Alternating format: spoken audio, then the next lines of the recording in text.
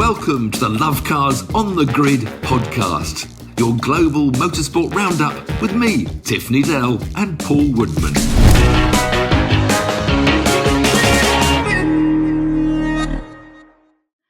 Welcome to Love Cars on the Grid, your global motorsport podcast roundup. And if you're watching on YouTube, you can probably see already we're joined by a very special guest. If you're listening in the traditional way, we've got the one and only Suzi Perry, who's going to talk about MotoGP in a little bit more. We're going to cover Formula One, bit of controversy as per every week, and this time it's Mazepin, so no surprise there. And also NASCAR, which had a bit of a controversial finish as well. But Suzi Perry, live from Qatar, and all the action was going on over the weekend, of course, MotoGP, Moto2, Moto3 as well. Have you had a wonderful weekend back at work, Suzi? I have to say it was a welcome distraction to go back to work, and it's been 3 years since we've been able to be on site. So as much as Qatar probably isn't my favourite of the 21 for obvious reasons, it was lovely to be back with the gang. It was great to be back in the it was wonders what was some magnificent racing this weekend. Yes, it's a silly circuit to me, and I don't like when you look at the television halfway through a lap, you've got no idea which corner you're in. You know, there's no, and then there's just that one wacky great long straight. Do the riders like it or not? Yeah, it's actually a really good circuit for riders, for bikes, for two wheels. So yeah, I don't think you'll find a rider that doesn't like it there. Although I always think that it must be quite difficult to find, braking points. But no, they seem to really love it there, and yeah, we always get really close, good racing. So as fans, watching, I think it's actually a really good circuit. Well, as always, we'll quickly start with Moto3, because I love this new British team, because I think I'm a bit worried we'll end up with MotoGP only making of Spanish or Italian riders in about 5 years' time. A great new thing, this Vision Track Racing with Michael Laverty and Taylor McKenzie running it.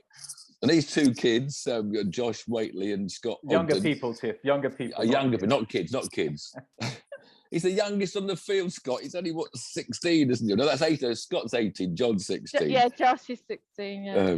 But I saw you interview them at the end of the race, and you got to tell them to lighten up a bit. I think they were so sort of, they all went, we didn't quite perform as well as we thought we would, because, I'm very serious. Probably terrified of meeting you, probably, Suzi. They should have just been big smiles with Grand Prix rides. I can't believe I'm at a Grand Prix. We'll get better, as the season goes on, but they look so serious after the race. I know, Tiff, I know. We did sort of talk about it afterwards. This is the Vision Track Honda team, as you mentioned there, that Michael Laverty has expertly and brilliantly put together over the winter. Do you know, I can't actually imagine that he's been able to do this. And it's not just this team, he's also got feeder teams in Europe. And, all sorts of other stuff going on. Andy had a baby, and we think some sort of terminator.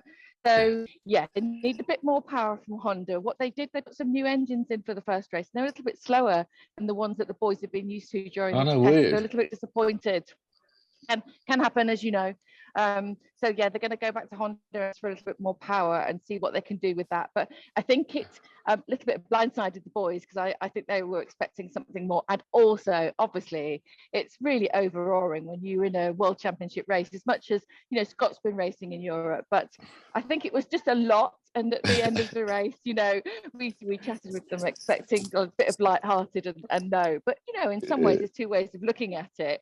They take it seriously and they want it to be better, and that's good. And as you say, the character will come.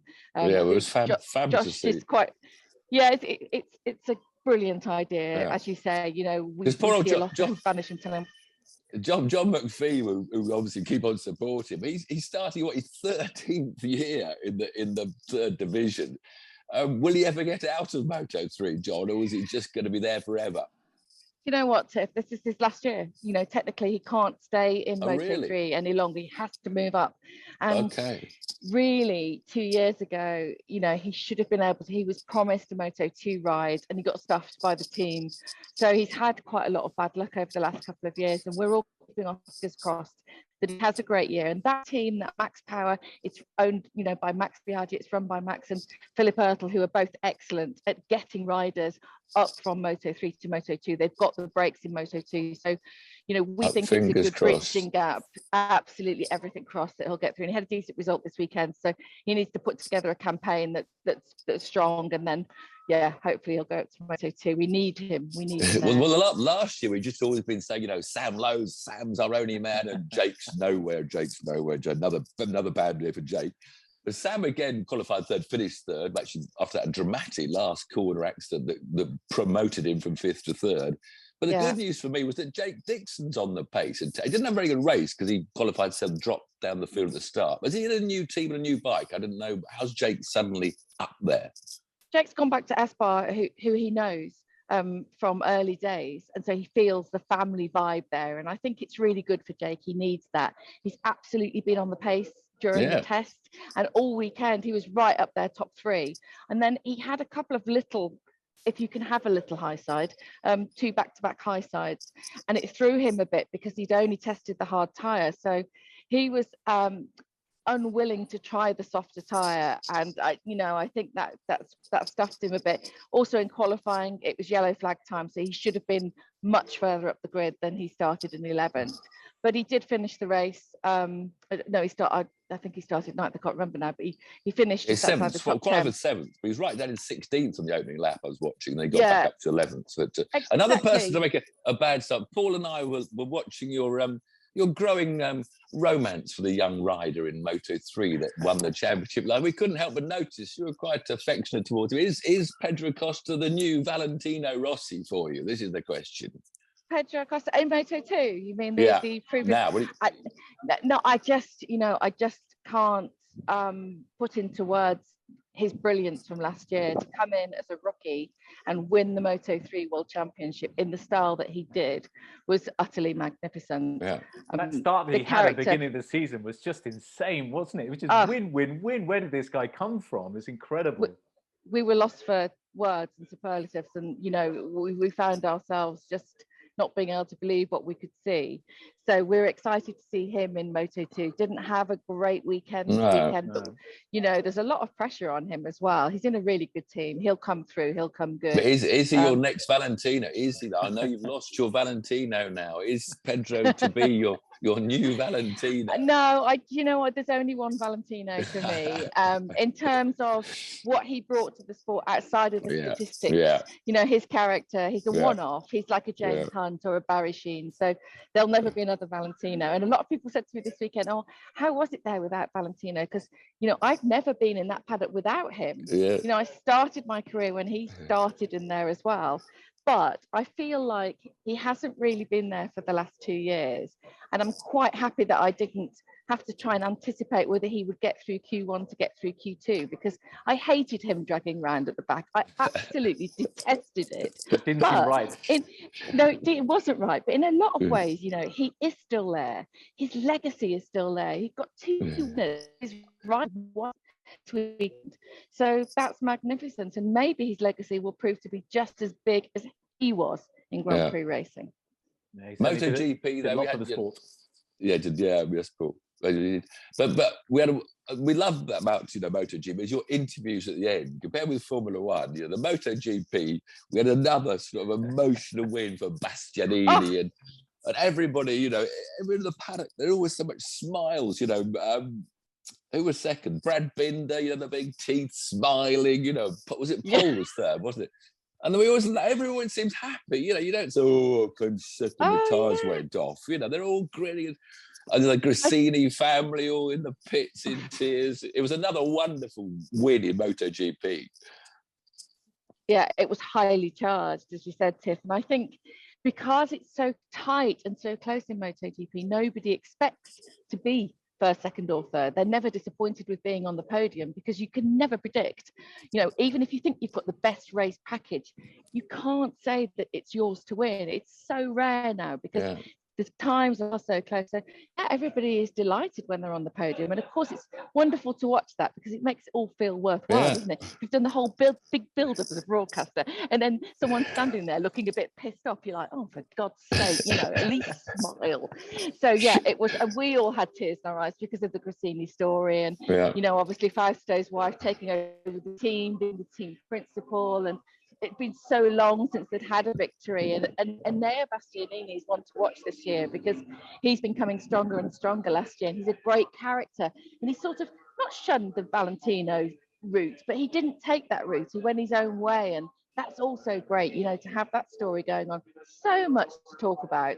Lovely broadcasters tell all these stories. Well, I mean, in Formula One, you know, we keep on wanting, you know, have spare cars or last year's cars about the grid. But I mean, these are all these satellite teams. Gresini and now Ducati. So Ducati have got 2 satellite teams. Have they got the same bikes? Or are they on last year's bikes? I never quite understand if the satellite bikes are as good as the factory bikes. They're much tighter. They're much more closely aligned than they used to be. There used to be quite a big drop off between satellite and factory. Now they're very much factory bikes, factory backed. I think the difference is probably the number of people that are in the garage, the number of data engineers and that kind of thing. But with Ducati, it's so complicated this year because they brought the 22 bike. Pecco Bagnaia didn't really like the power delivery on it, so they've softened it a little bit. They've gone, we think, quite a long way back to the 21 bike. So you effectively, with the 8 Ducatis on the grid, which is a third of the grid, they've got 3 different incarnations of the Ducati. So you've got the full-on 22 bike, which is what the Pramac boys have got, and then you've got this softened 22 bike, which the factory boys have, and then you've got last year's bike, which, by the way, was utterly brilliant race on it. Again, sometimes you maybe don't need to change it too much, eh? Yeah, amazing. They were very busy taking each other out, certainly a couple of the factory Ducati. And also, one of the Suzukis, which is unheard of, faster in a straight line than the Ducati, which hasn't been that for years and years. I know, right? This was a big talking point before we got to qualifying. And also the average speed was really fast. Jeremiah had this great average speed. It's wonderful, and we want more manufacturers up there. We definitely want Suzuki up there. We saw Jeremiah, you know, he had a pretty decent pace. If he hadn't qualified so far back, then that could have been a different story. On qualifying day, there was this horrible headwind, which really affected all the inline 4 bikes. The V4s could sort of punch their way through, if you like. And it was disappointing to have headwind because we were really hoping that the Yamahas and the Suzukis would be up there. But hey, you know, we had 3 different manufacturers on the podium in the end, and it's great to watch, and it's a long season, and it's the first one of 21. Yeah, well, it's because the Honda back at the front, they've had a bit of a lackluster time for a while. But whereas Yamaha, you know, Quattararo was 10th and 11th. They're not looking so good at all. Yeah, they're really struggling, Yamaha, and it's the same story with them. The riders keep on asking for more power, more speed, more power. It goes back to Valentino every single year. The way they develop the bike, they say that it's an evolution and not a revolution. Maybe they should have a look at a revolutionary bike, because at the moment, you know, they're relying very much on their riders purely. And I think in this field that they can't. But it's going to be really interesting to see who advances more over the next few rounds. The first 4 are flyweights. You know, you can never really get a good feel for how the rest of the season is going to go. But you know, we'll see. I'm sorry for the noise. I'm at Heathrow Airport. No, I know you're in trouble. I know we're going to let you go. One quick question back. Will Marc Marquez ever be as good again? Where do you all feel Marc is at the moment? Really hard to tell, Tiff, to be honest. But from what we've seen so far, I actually thought he could have won this weekend. You know, it definitely going to be challenging for the title this year. And if he does manage to crack it, this is going to be one of the greatest comebacks of all time with what he's had to put up with. With my mum head on, I'm slightly concerned about him coming off that bike and banging his head. You know, I mean, that's the thing, isn't it, really? You can't take the human emotion out of this as professional as we all try to be. He cannot have any big accidents this year. Suzi, one final question. I know you've got to get a flight, but when was the last time you rode a motorbike yourself? No, this is an embarrassing story. Last year I was off-roading, filming, and I came off the bike and broke my leg. That was the last time I was riding a motorbike. In answer to your Oh, question. I saw the plaster on your Twitter account. Yeah. That was why I didn't know it was a motorcycle. That's very bad. Now you're off just to the last thing, because you're off to Mandalika in Indonesia in 2 weeks' time. And they call it a street track. But I've looked on internet. It's not a street track at all. It's a permanent track, isn't it? So it's a bit misleading calling it a street track. Yeah, I haven't been there yet. I'll be going on Tuesday morning. So I don't know. I can't really give you too much information other than that the World Superbike boys went last year. They liked the track. So they tested there, the MotoGP boys. So they seem to like it, although they said it's so hot, it's unbelievable. Well, I was just about to say, see, before you go, can I help you before you pack? I looked at the weather forecast for you. On all of the next 10 days, it is 85 degrees every day, and there are thunderstorms every day. Thunderstorms. I mean, is that normal for this time of year? And if so, why on earth are you going there at this time of year if it's thunderstorms every day? It's the same all year. You just get that storm at the same time of day every single day. It's like when you're in Malaysia and Japan, you get that rainfall and end of the day. Qatar, exactly. We normally get a dew point, which is why they brought the race forward this weekend. So they have these kind of characteristics in the different places that we go to. Just checking out Mr. Fly, because I'm going to blame you for having. No, we're all right. Make sure you pack a brolly with your bikini. That's all I'm saying. You need. I need a brolly boy. Do you fancy it? I'm there, Susie. I'm there. I'm for you. I'm there. I'll go steerage. I'll get out there. You got 2 volunteers, Susie. But safe flight. Thanks for joining us. And thank you very much for all that insight. Absolute pleasure. Thank you. Sorry for the state of me. Speak to you soon. Lots of love. Cheers. Bye. Bye-bye. So, Tiff, in other news, there's someone who knows things. Isn't that amazing? She knows. I mean, that's why she's like the Murray Walker was to me in Formula One. I'm obviously not as old, but Murray had that passion for his sport, and he knew it in and out, And passion, that's what Susie knowledge, brings. enthusiasm, all the key ingredients that you expect and want. As a punter watching your favourite sport. And talking of favourite sports, she's a Wolves fan. They lost 2-0 over the weekend, and Saints lost to another 4-0 on the weekend. I wasn't going to mention that. No. Funny enough, Bristol City lost to Birmingham as well, so all the Midlands teams. So where were we? We're Mazepin. Now, I said last week, should the Russian athletes, not just in Formula One, drivers, athletes, be penalised for this horrible stuff that's going on in the world? And I was sort of on the fence, because I always try and see the best in people, but I think it's without question the right decision. And I think teams I agree should be banned. You can't represent a team. But I think individual sports, with the tennis players or it's so difficult. Darts players or golfers. I think as a driver, I don't think he would have got booed a lot, but he gets booed a lot anyway. Okay. I think it's the money. The money's gone. The reason why he's quit is the money's not. He's lost his Russian money. The team know that he's not the best driver out there, so he's gone. But it depends. If we're going to penalise Russia and make it difficult for them, which clearly the West are trying to do, or the world is trying to do, then that's another way to get at them, I guess, is to do that. And what's his opinion on it? Is he pro? Is he for? No. Is he against? So, and that makes a huge difference as well. So.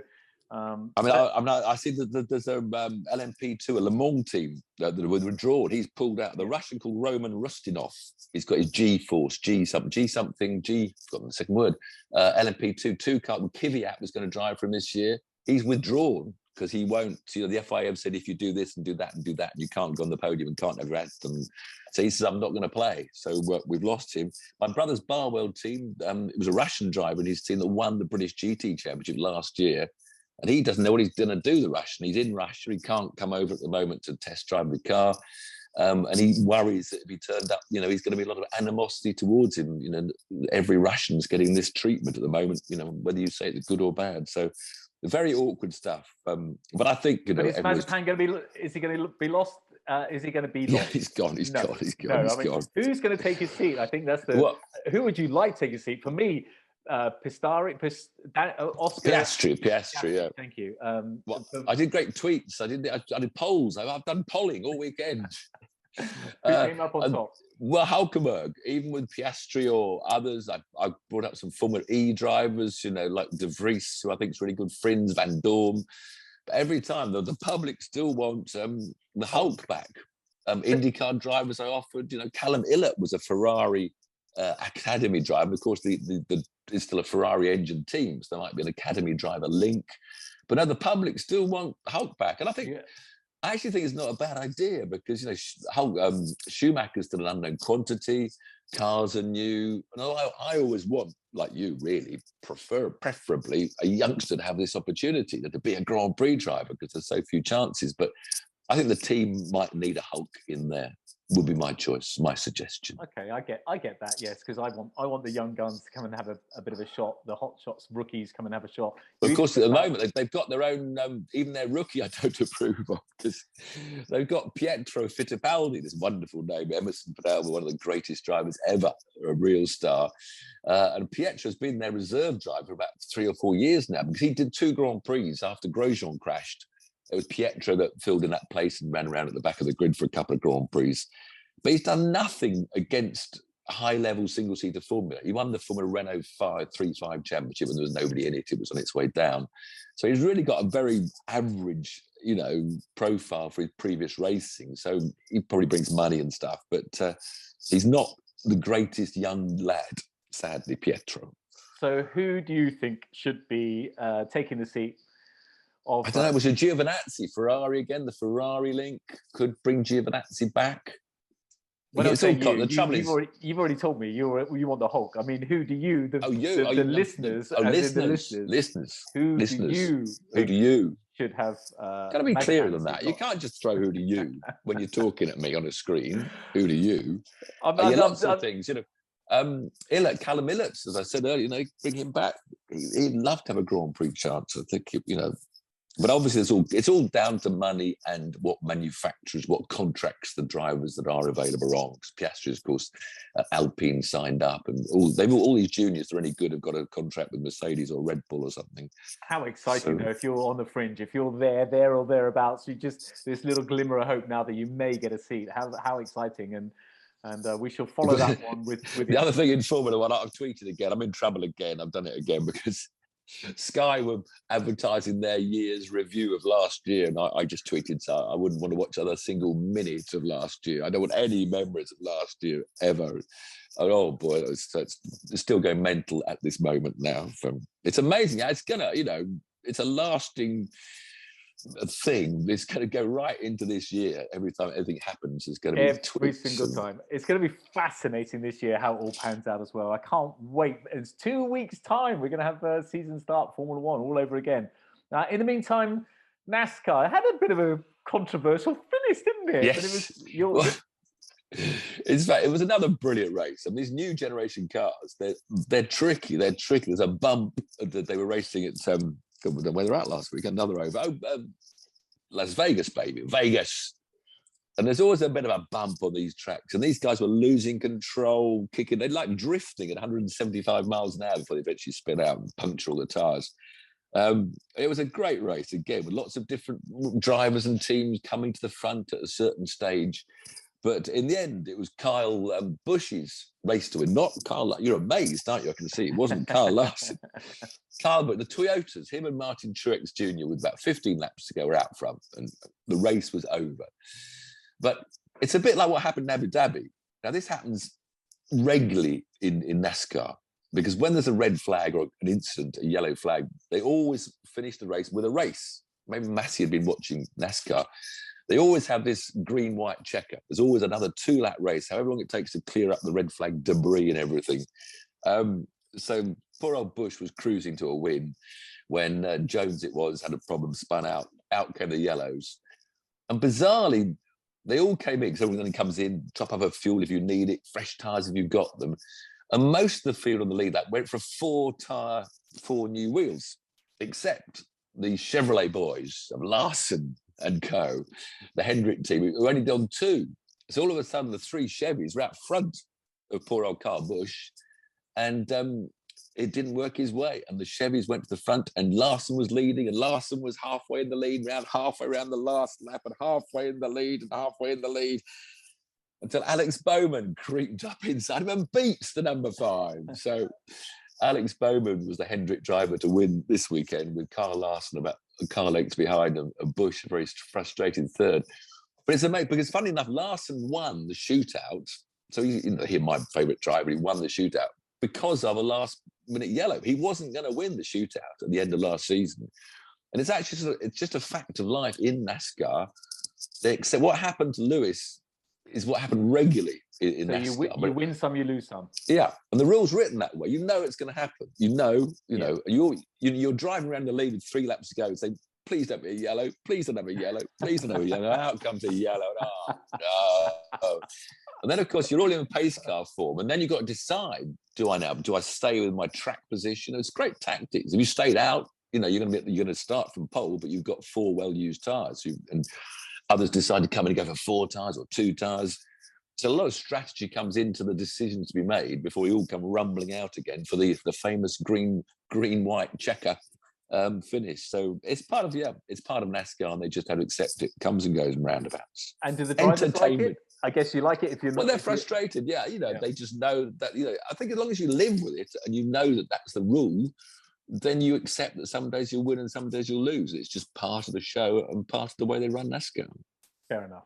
So, in terms of racing excitement, how did it stack up in NASCAR this weekend? Yeah, it was another really good race. So much overtaking and all these restarts. A lot of people spinning out yellows and restarts and 3 wide and the cars. I mean, some of the saves we saw. They hit the bump and the back steps out and they grab the opposite lock at 175 miles an hour. They shoot up the hill and they might hit another car. And these cars are very tricky. It's what I think they wanted, the cars to be a bit more driver orientated, and there's certainly that at the moment. And as it's the only racing in the coming weekend, try to get on to Premier Sport or go and borrow someone's account, because they're at a 1 mile track this weekend, Phoenix. So nobody else is racing in the world apart from some national racing. So it's the only motor race of international repute. Except I do apologise if anyone from Aussie supercars. We don't go there, mainly because we've got so many sports and motorsports to look at, and also because it's at night times, you never get to see it live. I always like to watch motorsport live, but Aussie Supercars is the best touring car formula in the world, and I doff my hat to them all, and perhaps we should try and add some more supercar stories, but it takes me long enough to work out where I'm at anyway. Yeah, that's true. But we got Formula 1 testing, of course, for the Formula 1 fans. They're out of Bahrain for Thursday, Friday, Saturday. Pietro Fittipaldi's definitely in the car for the Haas test, been announced today. But he hasn't been confirmed for the race yet. I think he'll do that first race. So. I mean, it depends how many problems they're testing, but I think it's most likely he'll do that first race, and then who knows? Maybe he beats Schumacher, and maybe it's better than I think. You can't always be right in this world when you look at stats. Stats aren't everything. There's not a chance that he's going to beat Schumacher. I can tell you that now. There's not a chance. Maybe with a bit more experience, but no, you can't. You're not. He's not going to just jump into that and beat Schumacher. We'll see. Never know. And NASCAR, where are they next week, Tiff? Yeah, it's Phoenix. The 1 mile. So it's a very different track. Hardly any banking at all. And nobody knows yet. They haven't raced these cars. I think they had a test there, actually. So maybe they know a bit about how these new cars work at the 1 mile Phoenix Oval, boy. So will it be at night time? Because it's going to be hot in Phoenix. It's hot. No, they're running here. They don't. It's about NASCAR boys. They're hot. In fact, some of the short, the really short half-mile ovals where they're braking non-stop, they have big wooden blocks under their racing booties. I remember when Pablo Montoya, when we did a documentary for Fifth Gear, when we were out filming for the 500, he told the story. I have these booties, I have these blocks, I have these heat shields. You're going to have to talk. I've got someone at my door. You're going to have to say goodbye because I got someone at my door. Goodbye, everybody. Goodbye, Paul. Goodbye, everyone. goodbye. Cheers.